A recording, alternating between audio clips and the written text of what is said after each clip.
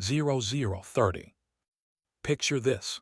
You are Chief Inspector Vale Corin of the Vethari Cultural Sanitation Bureau, working alone in your sealed sixth-floor office at 3 in the morning. The city of Havenmark is silent beneath you, exactly as your protocols demand. No music, no laughter, no flames. You have spent 19 years making sure of it. Then something drifts past your window. A small folded paper lantern, palm-sized, glowing without flame. No string holding it up. No breeze to carry it.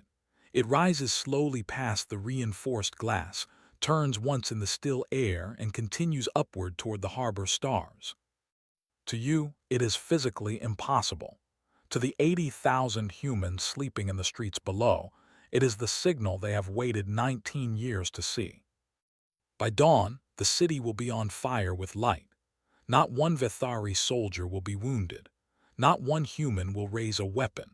And the occupation of Havenmark, the last free human port on the planet Tessin 3, will end in the most humiliating way an empire of bureaucrats has ever been undone. But how did a single paper lantern, folded by hands that never met, bring down an occupation that had crushed an entire civilization with paperwork? How did a 61-year-old widow named Myra Solheim defeat an empire without ever lifting her voice above a whisper? Before we walk into the gray streets of occupied Havenmark and meet the quiet woman who buried an empire in folded paper, if you enjoy these forgotten stories of survival, hit that like button and subscribe for more. And please, drop a comment below telling me what city you are listening from tonight. I find it remarkable that we sit together across thousands of miles, connected by nothing more than curiosity and the soft glow of a screen. It is, in its own quiet way, the same kind of magic this story is about. The air in Havenmark is thick with silence, not the silence of peace, the silence of something that has been deliberately, methodically pressed flat for 19 long years. If you had visited the port city before the occupation, you would have heard it before you saw it. Havenmark was a city that sang. The fishermen sang as they hauled in the dawn nets. The lamp makers sang as they twisted wicks in the back alleys. There were 6 annual festivals, each one painting the harbor a different color. Red lanterns in the spring for the returning tides, gold ones in autumn for the harvest of salt. Children learned to fold paper before they learned to read. Then the Vethari came. They did not arrive in warships. They did not burn the gates. They arrived in slim white ships marked with translucent diplomatic seals, and they carried clipboards. The Vethari are an insectoid species, tall and thin, with 4 arms that never stop writing. They do not conquer with weapons. They conquer with forms. By the time the Human Council of Havenmark understood what was happening, they had already signed 47 stabilization treaties, each one perfectly legal, each one quietly criminalizing one more piece of human life. Songs were the first to go, then gatherings of more than 4 humans after dusk, then pigments, then flames, then names. By the 5th year of the occupation, a child could be taken from her parents for drawing a sun in the wrong shade of yellow. Enter Myra Solheim. She is 61 years old. She has the soft, round face of a grandmother and the careful hands of a woman who once made lanterns for a living. The Vethari archives register her as compliant citizen number 4408. She has never been arrested. She has never been fined. She has never been seen at a gathering. On every weekly compliance form, the boxes next to her name are perfectly checked. What the archives do not know is that 19 years ago, on the night the Vethari ships first landed, Myra hid in a flour cellar beneath her shop and watched through a crack in the floorboards as soldiers shot her husband for refusing to extinguish his porch lamp. She listened to him die. She did not scream. She did not weep. She held her breath until the soldiers passed, and then she made herself a promise. She would not fight the Vethari. She would outlast them. To understand how the Vethari managed to suffocate an entire human city without ever waging a war, you have to understand what kind of empire they truly are. They are not warriors. They are auditors with teeth. The Vethari homeworld is a planet of endless filing cabinets. Their society is built on the sacred principle of documentation. To them, a thing that is not recorded does not exist. A crime that is not filed has not happened. A culture that cannot produce its paperwork has no right to call itself a culture. When they expanded across the stars, they did not send fleets. They sent inspectors. They would land on a fractured world, identify the most desperate faction, and offer them a stabilization treaty. The treaty was always reasonable. It always promised peace, infrastructure, and a return to order. And buried in the appendices, in language so polite it could draw blood, were the clauses that would slowly strangle every other culture on the planet. Havenmark was their masterpiece. The human council was fractured, exhausted from a generation of regional wars. The Vethari offered medicine. They offered grain. They offered enforcement against the pirate clans of the outer reefs. In exchange, the council signed a small clause about the standardization of public conduct. That was the seed. From that seed grew the Cultural Sanitation Bureau, an entire department dedicated to the slow filing away of human existence. The Bureau did not burn books. They simply reclassified them as combustible materials and moved them to climate-controlled storage facilities from which they never returned. They did not ban festivals outright. They required permits, then made the permits impossible to obtain, then made the act of applying for the permit itself a punishable offense. By the 10th year of the occupation, Vethari officials genuinely believed they had perfected the art of conquest. No mass graves, no rebel armies, no martyrs, just an entire human city slowly going quiet, one form at a time.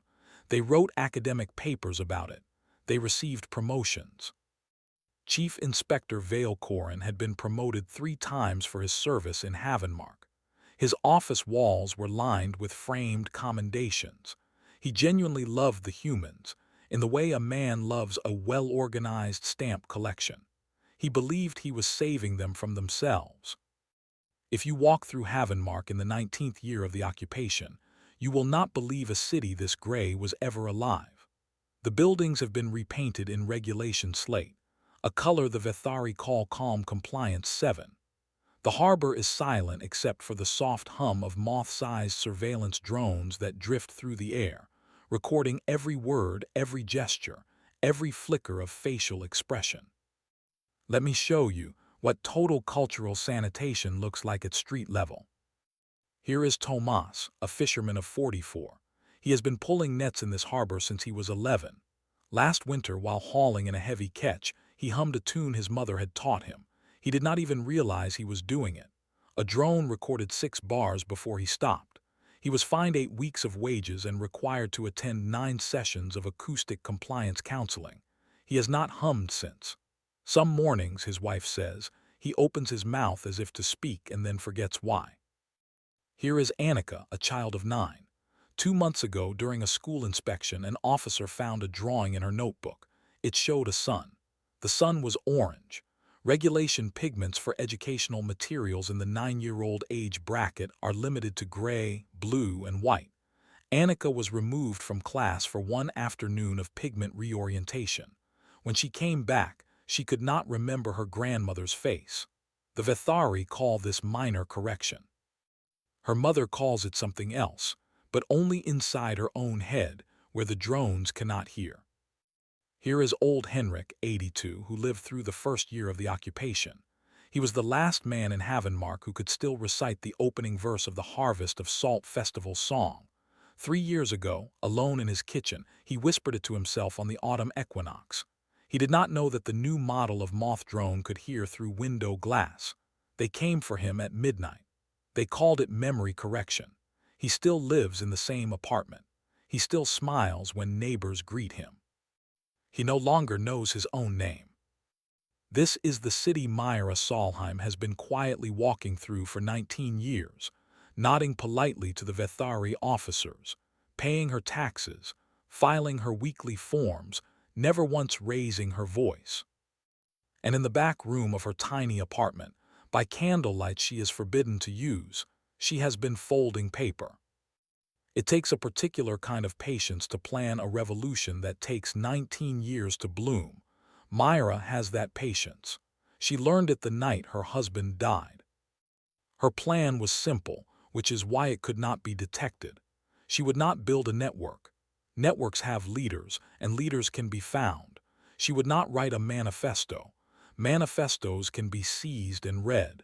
She would not even tell anyone her plan, because a plan that exists in only one mind cannot be confessed under interrogation. Instead, she would teach. It began in the second year of the occupation. Myra opened a small, unlicensed tutoring service for children whose parents could not afford the state schools. The Vethari approved it because she taught only approved subjects: arithmetic, regulation grammar, calm compliance ethics. She was an excellent teacher. The Bureau praised her. But at the end of every lesson, when the official curriculum was complete, Myra would take out a single sheet of plain white paper. She would say, "This is just a small game, children, something my mother taught me, nothing important." And she would teach them how to fold a lantern. It was not the traditional Havenmark lantern. That fold had been banned, and any human caught making it would be subject to immediate correction. Myra had designed a new one. It looked almost like origami, almost like nothing, until you looked at it from a particular angle and saw the silhouette of the old harvest lantern hidden in its shape. She taught the fold by hand only, never with diagrams, never with words a drone could record. She taught it in scattered kitchens, in back rooms, in the corners of approved tutoring sessions, one child at a time. She made each child swear to teach it to exactly one other child when they grew up, and to one more when they had children of their own. She never explained why. By year 9, hundreds of children knew the fold. By year 14, thousands. By year 19, nearly every human under the age of 30 in Havenmark had folded the small paper shape at least once, usually under their bed, usually in secret, usually without knowing why it mattered. The most beautiful part of Myra's plan was that no single human knew how many others had been taught. A boy who learned the fold from his older sister had no idea that his friend down the street had also learned it from his uncle. The knowledge was scattered across the city like seeds blown by the wind, each one buried in a different mind, none of them connected to any other. There was no central organization to infiltrate. There was no document to seize. There was no leader to arrest. There was only an old woman who taught arithmetic and a city full of people who happened to know how to fold a particular shape of paper. And one more thing, something Myra had been preparing for 16 years. A small chemical recipe, simple enough that any child could mix it from kitchen ingredients, that would make the inside of the lantern glow softly for one full night without producing flame or heat.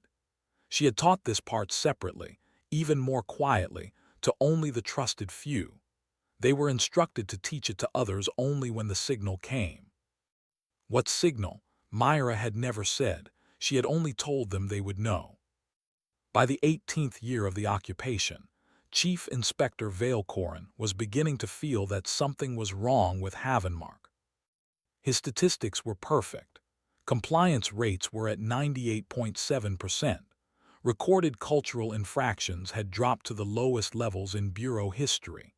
By every measurable metric, the humans of Havenmark were the most successfully sanitized population on the planet. And yet, there was a softness in the way they walked, a quiet in their eyes that was not the quiet of defeat. Veilcoren could not name it. He filed 3 internal memos requesting psychological evaluation of the population.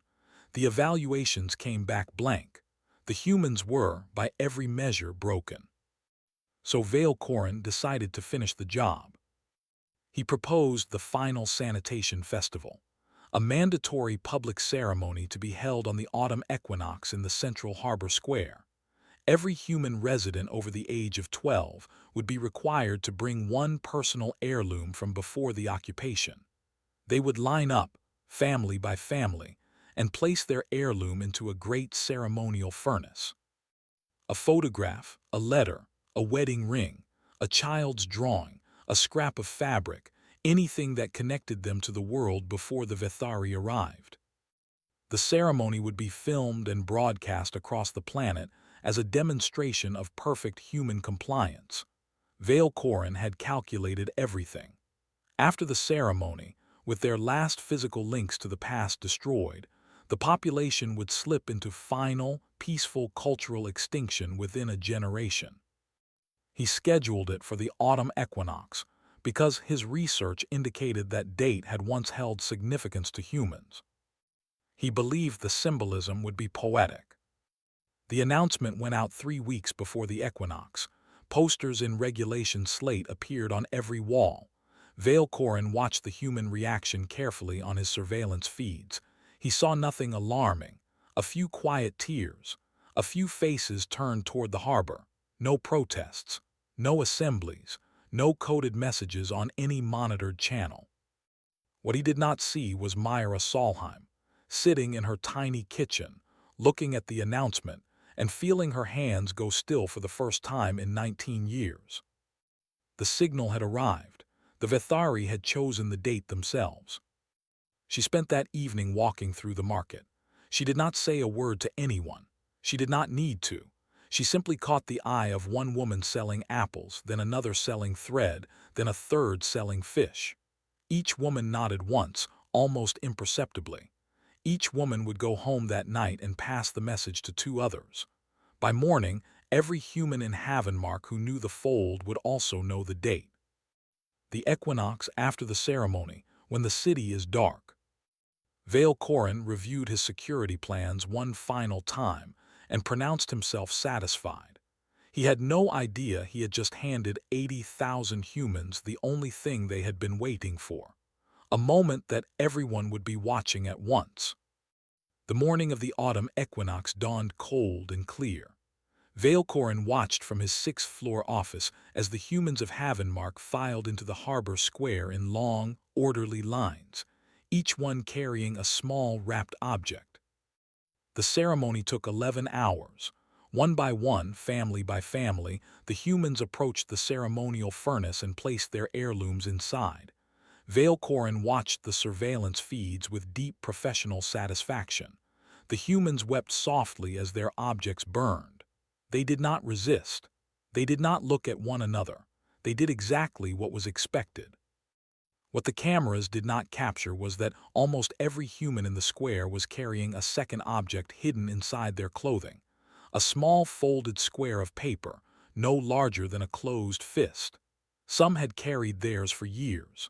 Some had folded theirs only that morning. Each one was identical in design, though no 2 had ever been taught from the same hand. The ceremony ended at sunset. The humans were dismissed to their homes under the new evening curfew, in effect from dusk until dawn. The streets emptied. The surveillance drones rose to their patrol altitudes.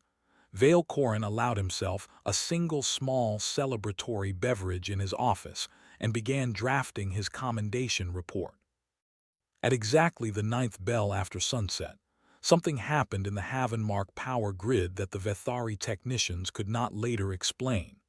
Every street lamp in the city went dark at the same instant. It would later be discovered that a small chemical compound, identical in every case, had been applied to the base of every lamppost 3 weeks earlier, set on a slow timer. For approximately 7 seconds, the city of Havenmark was in absolute darkness. Then the light came. It did not come from one place. It came from everywhere at once. 80,000 small paper lanterns ignited simultaneously, each one glowing with the same soft golden light. They appeared on rooftops, in windows, on balconies, on fishing boats moored in the harbor, in the hands of grandmothers standing in their own kitchens. Some floated, lifted by the warm chemical glow inside them, drifting slowly upward into the windless night. There was no shouting, no music, no speeches, no movement. The humans of Havenmark did not gather. They did not march. They simply stood in their own doorways and windows, holding their lanterns, looking up. Vale Corin stood at his office window, his celebratory drink forgotten in his hand. and he watched the city he had spent 19 years sanitizing turn gold beneath him. He could not understand what he was seeing. The lanterns were not in any document. They had never been recorded. They could not exist. And then the first one drifted past his window. The Vethari emergency protocols activated within 90 seconds. Vale Corin's communications board lit up with frantic alerts from every district commander in Havenmark. He ordered the arrest of any human in possession of an unauthorized light source. The orders went out. The Vethari ground forces deployed into the streets, and then they stopped because they could not figure out what to do. Every human was holding a lantern. Every street was full of lanterns. Every window glowed. The soldiers stood in the streets with their compliance batons raised, surrounded by quiet, smiling humans who were doing nothing illegal except holding small, folded pieces of paper that glowed. District commanders began calling Vale Corin for clarification. Do we arrest everyone? There are no holding facilities for 80,000 people. Do we confiscate the lanterns? On what charge? There is no listed prohibition against folded paper. Do we identify the source? The source of what? It is everywhere. Vale Corin began filing reports. It was the only thing he knew how to do. He opened Form 88C, Incident of Unauthorized Cultural Activity, and began to type. Lantern origin unknown, quantity 1. He filed it, he opened another. Lantern origin unknown, quantity 1. He filed it. The reports were going to Bureau Central on the homeworld. He could feel his commendations dissolving with each filing. But protocol demanded that every incident be documented separately, and so he filed them, one after another, hour after hour. By midnight, he had personally filed 4,007 Form 88 CS. He had stopped weeping somewhere around the 2000th. Down in the streets, his soldiers had begun to give up. A young Vethari officer named Keltesar approached a small human girl holding a lantern and asked her, in the calm, bureaucratic tone he had been trained to use, where she had obtained the unauthorized device. The girl looked up at him with absolutely no fear in her eyes and said, "My grandmother taught me, and her grandmother taught her, and we do not know who taught the first one." Keltesar stood in the street for a long time after that. Then he holstered his baton and walked back to his barracks without making a single arrest. By morning, the lanterns had begun to drift apart, carried by the rising harbor wind. Some floated out to sea. Some lodged in the eaves of buildings. Some simply faded as the chemical glow burned itself out. The humans went back inside their homes and went to bed. They did not celebrate. They did not need to. Vale Corin was found at his desk at sunrise, surrounded by 12,000 printed copies of Form 88C. He had not slept. He was no longer typing. He was simply staring at the wall. In the weeks that followed, the Vethari occupation of Havenmark did not collapse with a bang. It dissolved the way a sandcastle dissolves in the tide. Quietly, gradually, without anyone being able to identify the exact moment it ended. The Cultural Sanitation Bureau attempted to investigate. They interrogated hundreds of humans. Every human gave the same answer. I do not know who made the first one. I learned from my mother or my uncle or a woman who used to teach my children arithmetic. They cannot remember her name. They are very sorry. The Bureau attempted to identify Myra Solheim through pattern analysis. They found nothing. She had never been seen teaching the fold in any monitored space. She had never spoken of it. She had never written it down. Her tutoring sessions, when reviewed, contained nothing but arithmetic and regulation grammar. There was no evidence linking her to anything. Mid-level Vethari officers began requesting transfers off-world. They cited unspecified personal stress. The transfer requests came in faster than Bureau Central could process them. Within 4 weeks, the Havenmark garrison was operating at 60% capacity. Within 8 weeks, 40%. The truth was that the Vethari could not bear what had been done to them. They had not been defeated in battle. They had not been overthrown by revolution. They had been administratively humiliated. 80,000 humans had committed a coordinated act of cultural defiance, and there was no procedure on file for responding to it.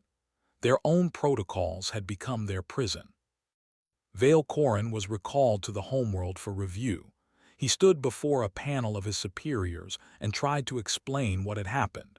He used phrases like distributed cultural transmission and decentralized resistance architecture. The panel listened in silence. At the end, the senior Vethari asked him a single question. "How many of them did you arrest?" Vale Corin opened his mouth. He closed it. He opened it again. "None," he finally said. The senior Vethari nodded slowly, made a note on his clipboard, and dismissed him. Vale Corin was reassigned to a desk position cataloging soil samples on a distant agricultural moon. He never spoke of Havenmark again. By the end of the year, the Vethari announced a strategic redeployment from Havenmark. They framed it as a successful conclusion of the stabilization mission. Local media on the homeworld reported it as a victory. Nobody on the Vethari side ever publicly acknowledged that they had been driven out by folded paper. The last Vethari ship lifted off from Havenmark Harbor on a gray morning in early winter. There was no parade. There were no farewells. The humans of Havenmark stood quietly in their doorways and watched the ship rise into the clouds. Myra Solheim watched from her small apartment window. She did not smile. She did not weep. She simply nodded once, the way a woman does when a long, quiet task has finally been completed. But the Vethari did not leave empty-handed. Before they boarded their ships, they did one final thing, and it is the thing that gives this story its true weight. For 19 years, the Vethari had stored every confiscated human document in climate-controlled vaults beneath the Bureau headquarters.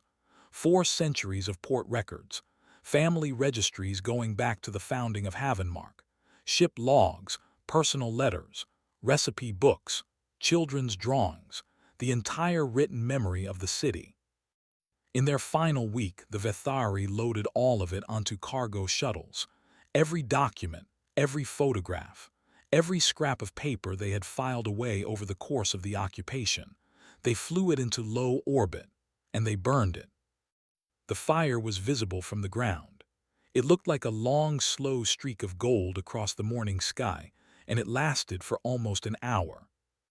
Havenmark was free, but its written past was ash. The humans gathered in the harbor square that evening and watched the last of the smoke disperse. There were no speeches. There was nothing to say. They had won their freedom, and they had lost 400 years of records in the same week. From that night forward, every story of Havenmark would have to be carried in living memory. Every family history, every recipe, every festival song, every name of every person who had ever lived in the port city would survive only if someone alive remembered to tell it. Myra Solheim lived for another 11 years. She never wrote down what she had done. She never gave interviews. She never accepted any of the small honors the rebuilt city tried to offer her. She continued to teach arithmetic to children, and at the end of every lesson, she continued to teach the fold.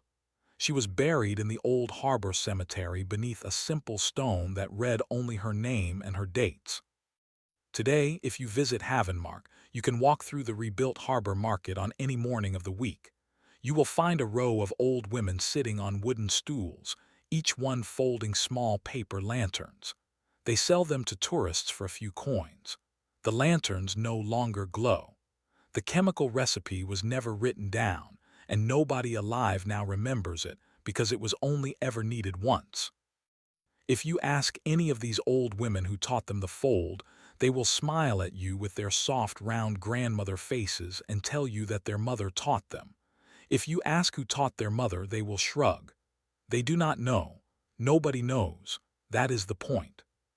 You stand in that market today, and it is easy to think of this as a quaint local story. Old women folding paper, tourists buying souvenirs, a pretty legend about a quiet rebellion long ago. But that is not what this story is.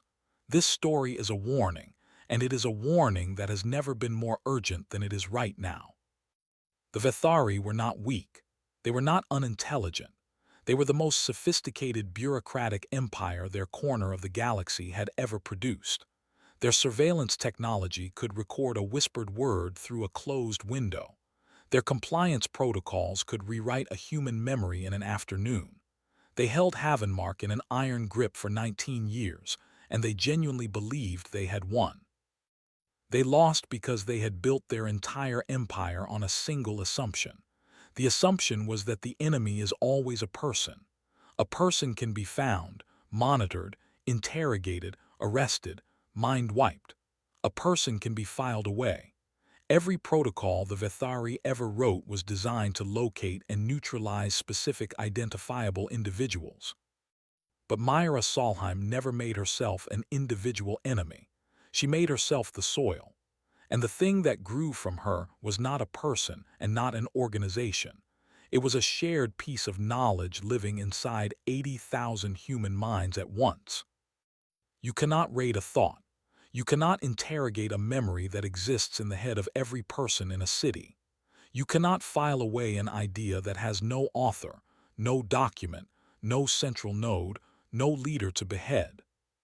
The Vethari had built the perfect machine for catching dissidents, and the humans of Havenmark had quietly, patiently, over the course of 19 years, become a form of resistance the machine could not see. Look around you in your own time. Look at the institutions that have decided certain ideas are dangerous and must be controlled. Look at the surveillance networks that listen for the wrong word, the wrong phrase, the wrong gathering.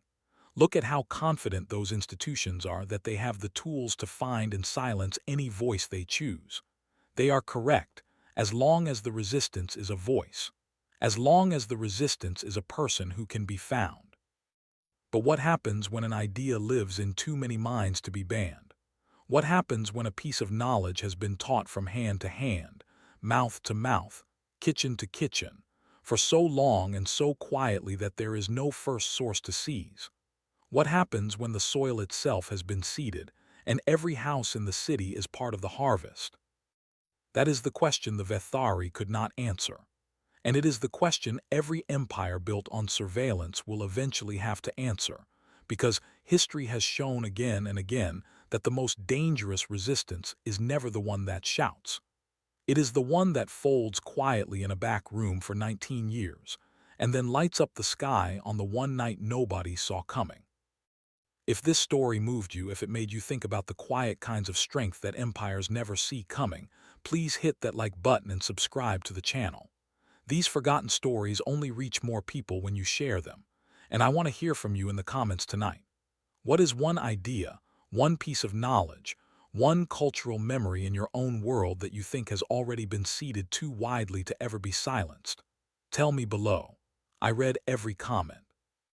And the next time you see a paper lantern, no matter where in the world you are, remember Myra Solheim. Remember that she never raised her voice. Remember that she won.